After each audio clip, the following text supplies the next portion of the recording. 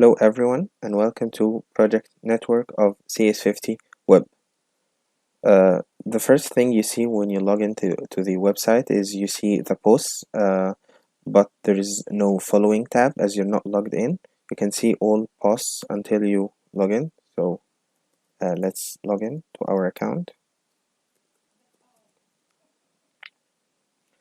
So as you can see, as you log in, you can see the first feature we're asked to implement, the new post feature. So let's try it out.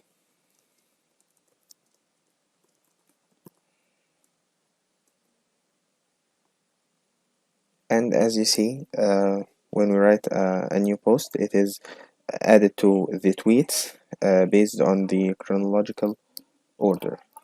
The second feature we're asked to implement is the all posts feature, and it shows you posts from all users, not just the users you are following. This is all the posts in the database.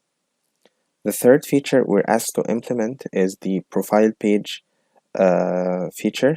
If you click on your username, you are redirected into your profile page showing how many posts you've posted, the number of following and followers.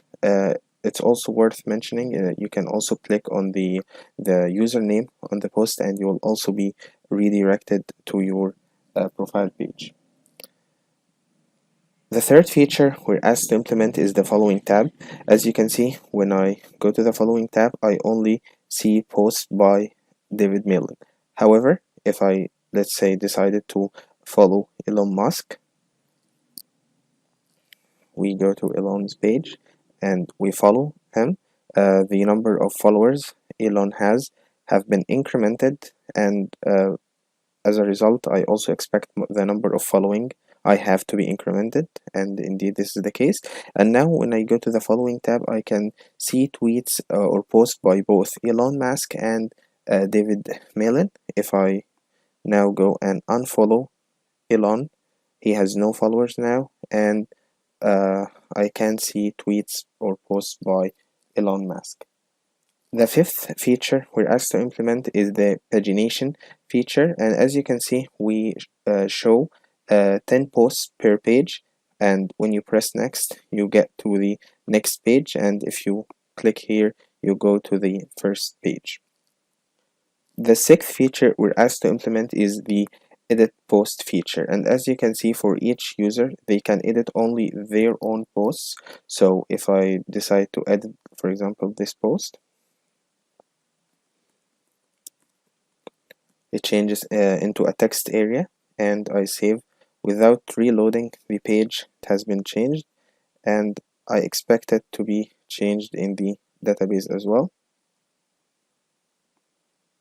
updated in the database right now.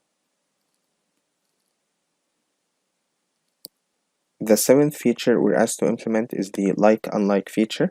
When we click on a post, it is liked. When we click, it is unliked. And if we head to our database and check for the tweet has incremented the likes count via the fetch in JavaScript. And if we click again and go to the database, it has been decremented.